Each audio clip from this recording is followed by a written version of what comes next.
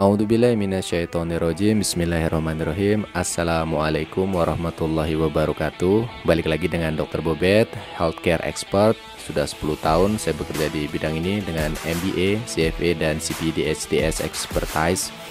Kali ini kita akan membahas kapan dan bagaimana waktu yang tepat untuk mengangkat pegawai rumah sakit menjadi pegawai tetap menggunakan metode kuantitatif financial business, sehingga diharapkan keputusan strategik ini untuk rumah sakit, terutama rumah sakit swasta, bisa lebih objektif dan memang reliable sesuai dengan kemampuan perusahaan, kemampuan rumah sakit tersebut dari sudut pandang financial bisnisnya.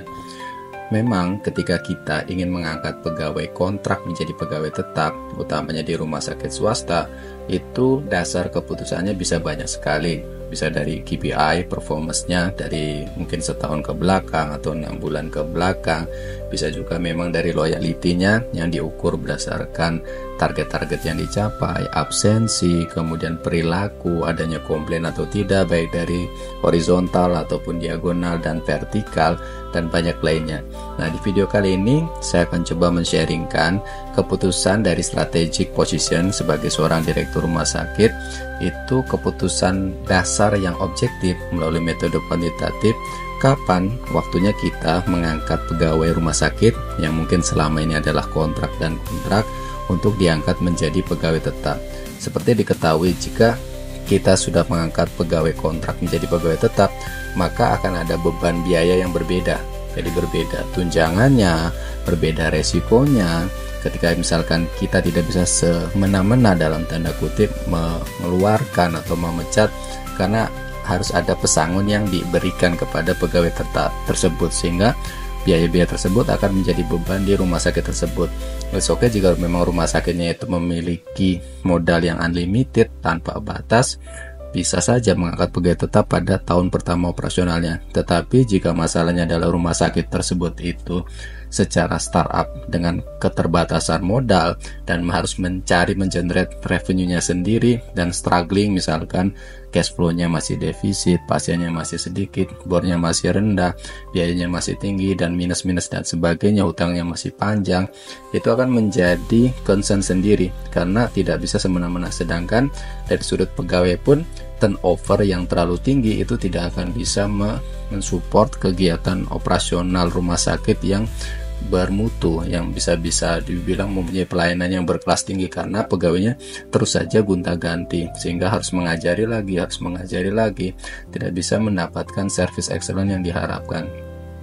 Ini adalah sebuah contoh, sebuah case study yang memang real di sebuah rumah sakit. Nah, rumah sakit ini startup, itu ada perubahan growth. Jadi di tahun pertama saya masuk, bornya itu masih kurang dari 60%, 80%, di average-nya di 20, 30, 40%. Ini yang di warna orange. Kemudian coba kita growth-kan itu dengan peningkatan bornya yang cukup signifikan di atas 80 sampai 90% dengan average sekitar 100% ke atas. Ini growth-nya tumbuh. Jadi bornya. Nah, untuk for your information, rumah sakit ini adalah rumah sakit BPJS yang majority pasiennya adalah 95% dari BPJS Kesehatan. Tentu saja peningkatan bor tersebut diikuti dengan indikator Barber Johnson yang lain seperti loss, BTO, TOI, dan sebagainya. Performance ini bisa dilihat di layar, yaitu peningkatan pasien rawat jalan maupun rawat inap signifikan. Dari tahun pertamanya itu ada perubahan. Seperti ini di belakang tidak terlalu kelihatan. Dengan tahun pertamanya itu komparasi perbedaannya cukup signifikan jauh. Nah, apakah ini bisa menjadi indikator bahwa sudah saatnya pegawai-pegawai, jadi di rumah sakit ini pegawainya masih kontrak semuanya, belum ada yang diangkat jadi pegawai tetap. Jadi concernnya adalah pegawai kontrak kemudian dikontrakkan lagi dan sebagainya tanpa melanggar Undang-Undang Cipta Kerja. Jadi memang diberikan pilihan kepada pegawainya jika ingin terus dan misalkan kita mengikuti regulasi itu dengan batasan jika mau dilanjutkan atau tidak sebagai pegawai kontrak, kita take it or leave it, kasarannya seperti itu.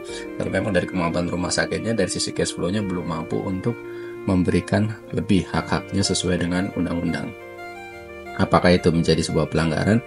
Kita coba memberikan hak-haknya itu sesuai dengan kemampuan rumah sakit, sesuai dengan kemampuan perusahaan, dan juga mengejar dengan batasan-batasan undang-undang yang berlaku. Jadi tidak melanggar tidak melanggar undang-undang tersebut. Nah, yang akan di-sharekan di sini, ini adalah kondisi dari financial performance-nya dari neraca atau balance sheet-nya. Kita bisa melihat ada current asset di sini atau aktiva lancar, kemudian ada current liabilities dari hutang lancar. Bisa dilihat untuk current ratio-nya atau dari financial performance, dari financial ratio-nya, current asset dibagi current liabilities. Di current liabilities ini ada PT TBK. Di sini kebetulan ada sebuah hutang besarnya yang menurut di awal itu adalah sebenarnya masuk ke non current liabilities, jadi hutang jangka panjang, cuman di penulisan di tahun pertama dan kedua itu dimasukkan sebagai hutang jangka pendek. Nah, ini kita hitung, kita fokusnya di non PT TBK yang concern di kolom sini. Current rasionya itu sudah di atas standar. Jadi current rasio yang standar adalah minimal kan 1, di atas 1. Jadi bisa dibilang kemampuan untuk membayar hutang lancar dari aktiva lancarnya itu sudah mumpuni. Hutang ini hutang jangka panjang, memang tidak pada kenyataannya tidak real berputar di sana. Ini dimasukkan saja sebagai pencatatan. Ini contoh, ini cash realnya memang kita ketika di lapangan itu cashnya tidak bisa seperti blok seperti textbook yang ideal yang seperti itu, karena akan ada sebuah anomali ketika kita bekerja di lapangan. Kita bisa melihat ini current rasionya sudah di angka 1, berarti dari indikator current rasionya ya, insya Allah perusahaan ini itu bisa dibilang aman untuk kemampuan membayar hutang lancarnya dari aktiva lancarnya. Kemudian dari income statements atau dari laba ruginya, pendapatan di rumah sakit ini itu meningkat sebesar 73%, pengeluarannya juga mengikuti tetapi tidak sebesar dengan pendapatannya keningkatannya, jadi masih tertahan di 41%. Dan kita bisa melihat profit loss-nya itu cukup signifikan. Kenapa ini datanya tidak utuh? Memang secara kenyataan di lapangan ini operasinya tidak lancar. Jadi manajemen sebelumnya dengan ketika saya mengelola rumah sakit ini, jadi bisa dilihat di tahun pertamanya itu masih banyak yang defisit, di tahun kedua masih ada, tetapi majority sudah mengalami profit atau laba. Apakah ini bisa menjadi indikator? Ini bisa menjadi indikator dengan catatan kita harus melihat cash flow statementnya dulu. Ini ada uangnya atau tidak. Seperti diketahui bersama, masalah di profit loss, di income, di laba rugi sebuah rumah sakit BPJS Kesehatan itu adalah di liquidity-nya. Karena BPJS Kesehatan dia akan membayar setelahnya di bulan kedepannya, itu pun kalau tidak pending, misalkan klaimnya itu tidak optimal, di pending lah, di dispute lah, di downgrade kan, diturun coding kan, kemudian ada yang hilang dan sebagainya.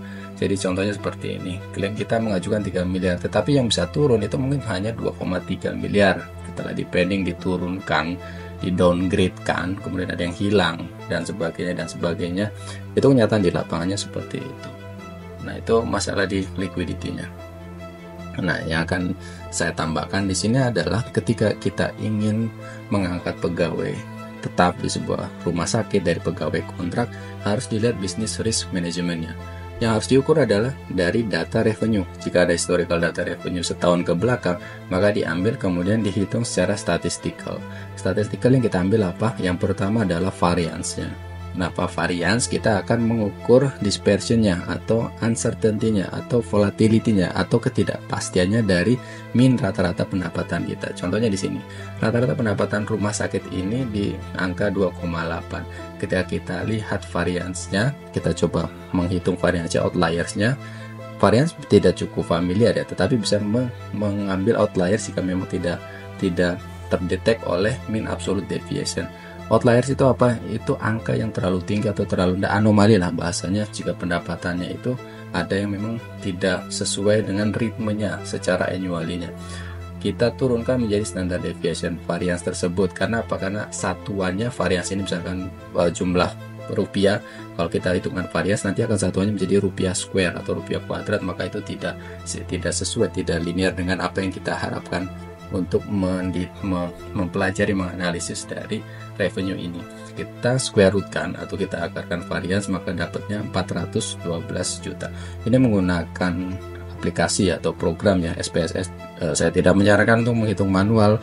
Anda akan habis waktunya untuk menghitung manual, atau jika Anda tidak familiar dengan statistik, itu higher, atau memang jika ada anak buah Anda yang memang sudah familiar atau paham, tinggal meminta saja. Yang diambil apa? Mean, kemudian variance, dan standard deviation-nya. Standard deviation adalah dispersion atau rentang cara ketidakpastiannya dari rata-rata pendapatan kita. Jadi bacanya bagaimana? Bacanya adalah di angka 2,8 ini, ketidakpastian pendapatan kita itu bisa plus 412 juta something ini, atau minus, jadi bisa sekitar 3,2 atau 2,4 jelek-jeleknya. Nah, ini yang kita ambil, kita kelola risk ini. Kenapa? Jika kita mengangkat pegawai tetap, maka expense tiap bulannya itu kan akan meningkat, tunjangannya berbeda, resiko untuk bayar pesangon jika mau dipecat itu berbeda. Belum kalau misalkan pegawai tetap itu menyekolahkan SK pegawai tetapnya dan tidak mampu bayar cicilannya, maka perusahaan harus bertanggung jawab, harus ada yang dikejar kan. Jika memang dia menghilang atau dan sebagainya, resiko itu akan ada. Nah, ini harus dilihat. Tugasnya apa? Tugasnya mengecilkan ketidakpastian ini, uncertainty ini. Standar deviasinya itu harus dikecilkan. Kita lihat kurvanya. Dari kurvanya standar distribution normal ini, kita bisa lihat ini positively skewed ya, ke kanan is okay, jadi insya Allah aman. Kalau kita lihat hitung kurtosisnya itu ada di 0,38. Kalau dari angka di sini minus 0,47, berarti dia negatively kecil ya, negatively skewed-nya itu kecil. Jadi saya sekilas melihat dari histogram, kalau dari angkanya minus 0,47 berarti negatively skewed, bukan positively skewed. Kurtosisnya adalah leptokertik. Nah, leptokertik ini agak sedikit harus hati-hati karena dia angka-angkanya di sekitaran minnya, tetapi angka tailnya itu dia lebih pipih atau lebih flat ya, lebih flat. Jadi akan ada outlier yang membahayakan. Jadi, nah, angka amannya berarti di angka 2,4 ini menjadi fokusnya kita. Nanti tinggal bagaimana caranya. Caranya adalah melihat kapan di waktu rumah sakit ini mendapatkan revenue paling rendah 2,4, kan ada apa di sana kan? Apakah karena pola pasien misalkan dari lebaran turun, atau dari bulan yang lebih sedikit waktunya Februari, atau dari apa di sana? Itu yang kita buatkan kebijakan direktur, peraturan, sistem SPO, atau ganti orang atau tambah struktur organisasi, kurang struktur organisasi dan sebagainya, untuk menghilangkan, memotong-motong risk-risk tersebut. Nah, itu fokusnya. Jika ini sudah bisa dikendalikan, bisa saja langsung diangkat untuk pegawai-pegawai tetap tersebut. Nah, ini yang paling penting adalah financial healthiness dari perusahaan tersebut atau dari rumah sakit tersebut, seberapa sehat angkanya. Ini sudah global ya, dari Altman Z-score tersebut. Tetapi yang saya tekankan di sini adalah jangan pakai yang original Z-score model, karena ini untuk manufacture. Sedangkan rumah sakit di bidang service, di bidang service itu yang non manufacture Z-score. Ini mengambil yang formula yang di sini yang sebelah kanan, jangan yang formula original Z-score. Formulanya berbeda. Formulanya Z sama dengan 6,56 dikali X1. X1 adalah working capital, which mean working capital adalah current asset dikurangi current liabilities divided by total assets. Itu X1 nya, ditambah 3,26 dikali X2 retained earnings, kenapa ditahan jika ada, jika tidak ada dituliskan no, dibagi total assets, ditambah 6 tambah 72,72 dikali X3 EBIT ya, earning before interest and tax divided by total asset, plus 1,05 dikali X4. X4 ini adalah market value of equity atau book value of total liabilities. Nah, kita nggak pakai yang ini sales total asset, yang S5 ini sesuai dengan rumusnya. Untung dan mati maksud. Jika skornya itu lebih dari 2,9, eksekusi. Bisa dieksekusi, diambil, pegawai tetap bisa diangkat atau diajukan ya. Jika memang direktur rumah sakit tidak bisa mengambil decisionnya ada di direktur PT, bisa diajukan ke direktur PT. Tetapi jika perusahaannya itu masih di angka kurang dari 1,23, masih di distress zone, ini masih ada potentially bankrupt. Jadi bankruptcy potensial atau potensi untuk bangkrut lagi. Jadi hati-hati, jangan diambil dulu decisionnya. Jika 1,23 atau 2,9, ini coba wait and see dulu. Jika memang bisa aman di angka 2,9 ke atas, itu healthy zone, maka dieksekusi untuk jadi pegawai tetap. Contohnya di rumah sakit ini yang saya kelola di tahun 2024, itu 1,1 di Januari, Februari, Maret, sampai 3,9 di Desember. Ini bisa dibilang healthy atau aman. Untuk di 2025 ini karena ada ada non current liability atau utang jangka panjang yang ditaruh, ini angkanya menjadi turun, makanya harus hati-hati dulu, hati-hati, kemudian wait and see dulu. Nah, ini sudah bisa diambil keputusan jika memang di atas 29 seperti ini. Maka kita sebagai direktur rumah sakit atau di pucuk pimpinan bisa mengeksekusi. Oh, sudah waktunya, sudah aman untuk mengangkat pegawai tetap menjadi pegawai tetap. Karena titik ini sudah bisa dilewati berdasarkan data-data objektif metode kuantitatif ini. Jika menggunakan dasar kualitatif atau feeling dan sebagainya, itu sangat riskan sekali. Mungkin itu yang bisa saya share. Terima kasih.